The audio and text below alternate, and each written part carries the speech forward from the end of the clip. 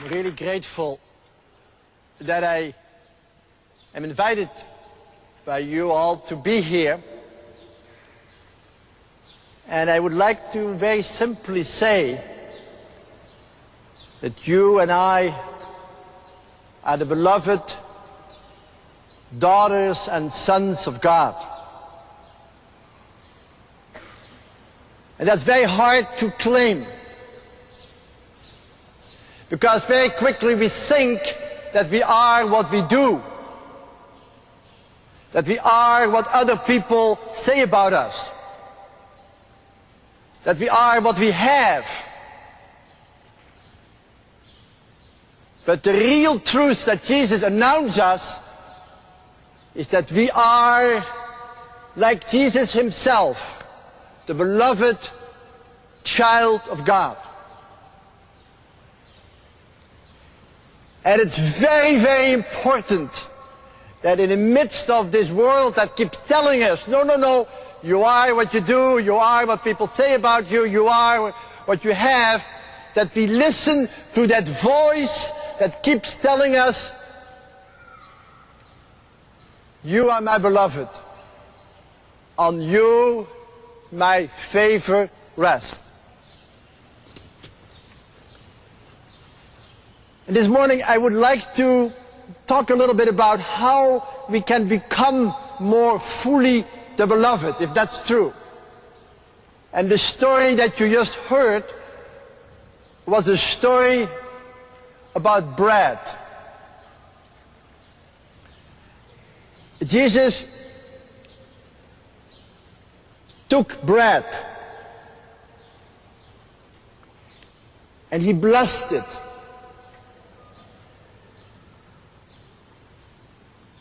And he broke it. And he gave it. And you know, Jesus did exactly the same at the Last Supper. He took bread, he blessed it, he broke it, and he gave it. And when Jesus entered the house of those two disciples in Emmaus, he took bread, he blessed it, he broke it, and he gave it, and they recognized him. And that is what we continue to do through history. We take bread, we bless it, we break it, and we give it. And what I would like you to hear today is that these 4 words summarize the life of Jesus. Jesus is the one who is taken by God, who is blessed by God, who is broken on the cross and given to the world. And these same 4 words are the words that summarizes your life as the beloved, like they summarizes Jesus' life as the beloved. Because your spiritual life, your life as the beloved daughters and sons of God is a life that is taken, that is blessed, that is broken and given. And I would like very much you, from today on, remember just these 4 words. If you could just go home and say, I am taken. I am blessed. I am broken.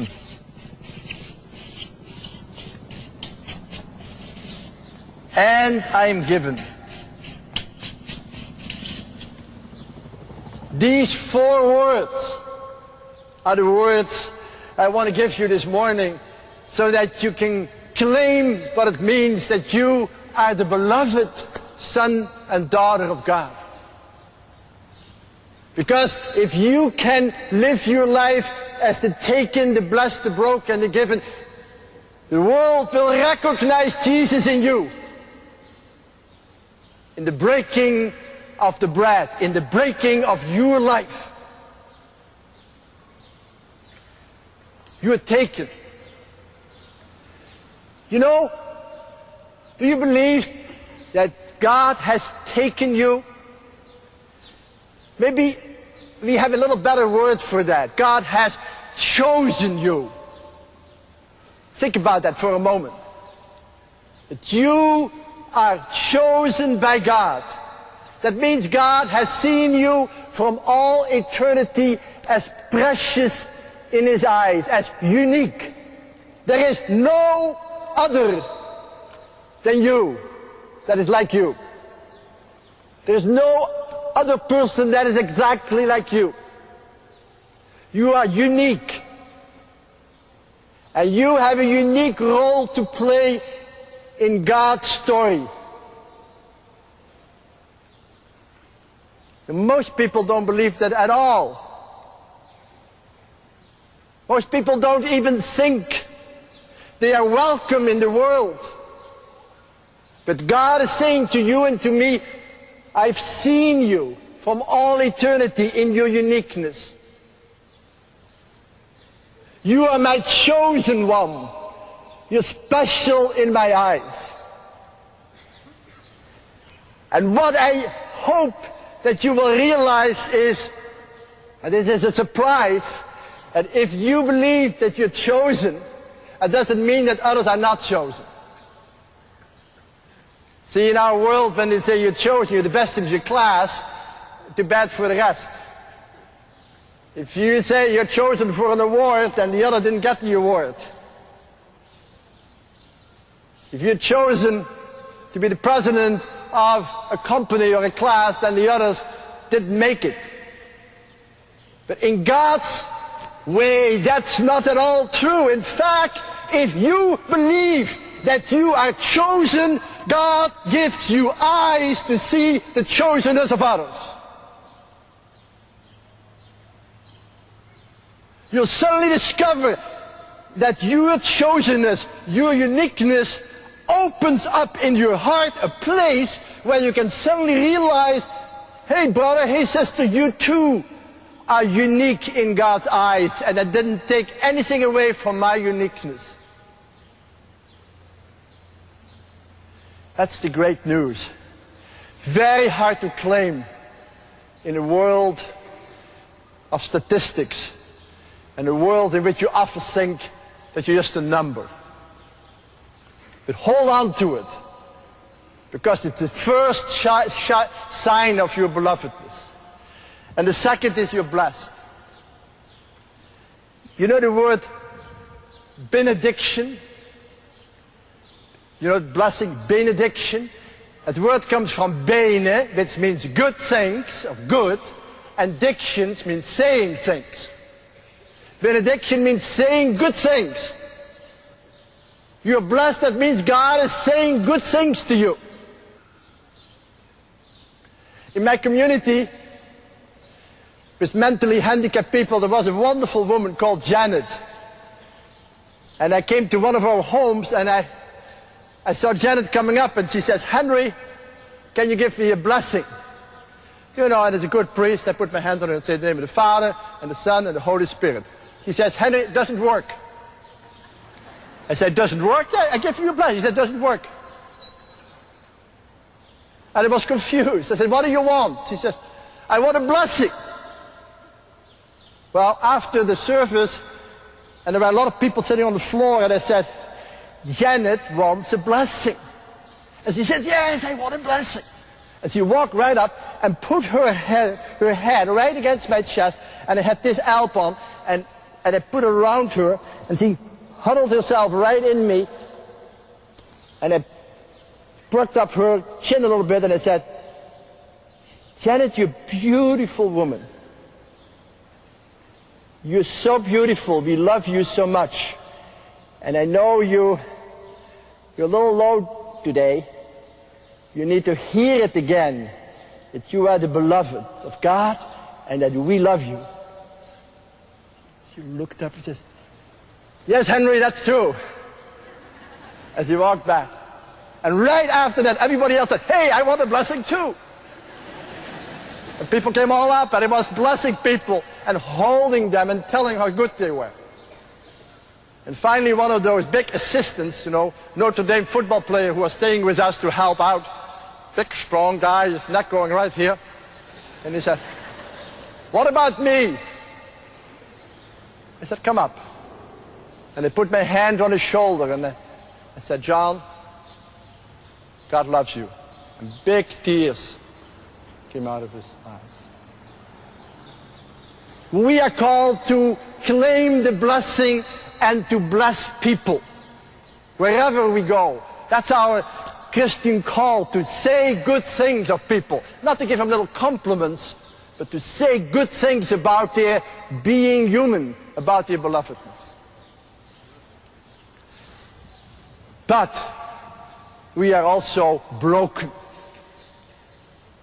And I have a deep feeling that our brokenness in this world has a lot to do with relationships. Maybe you and I are not poor physically, economically, but we might be poor because there is a brokenness in our hearts. And I guess each one of you will know what that means. Husband and wife won't be able to speak well to each other. Children and parents feel brokenness in their relationship. Friends that you thought were there for you suddenly cannot respond to your needs. And you can feel an enormous inner anguish and an enormous inner pain. If I ask myself, what is my biggest suffering? It's always somewhere to do with brokenness in the relationships. We all have broken hearts. Somewhere people did not love us the way we want to be loved. Somewhere we feel rejected, abandoned, misunderstood, marginalized. And what do you do with that? I want to give you two words. First of all, you have to have the courage to embrace your brokenness and not deny it. To befriend your brokenness. To say, yes, I am in pain, and I'm not doing as if I'm not. I'm hurting. I'm crying out. I'm in pain. But it is my brokenness. And just as I am unique, I claim my unique pain. We have to have the courage to embrace our brokenness and to claim it as our pain. That's what Jesus means by taking up your cross. He doesn't say make a cross for anybody else. He doesn't say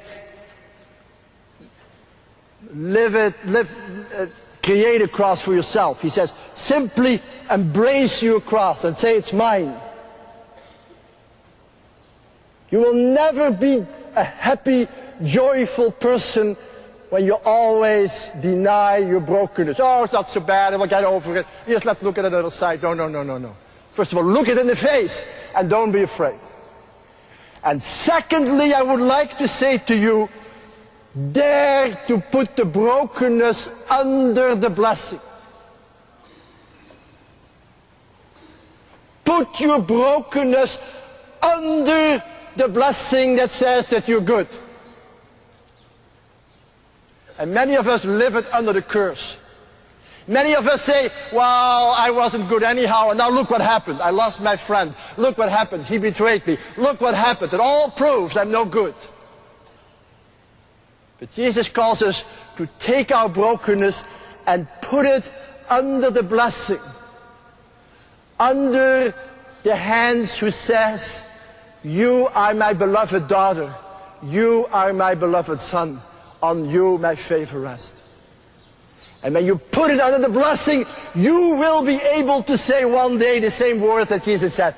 Didn't you know that we have to suffer and so enter into our glory? When you put your brokenness under the blessing, then your brokenness can be a pruning in which you are purified and made more and more golden, holy for God. That's not easy, but it's the call.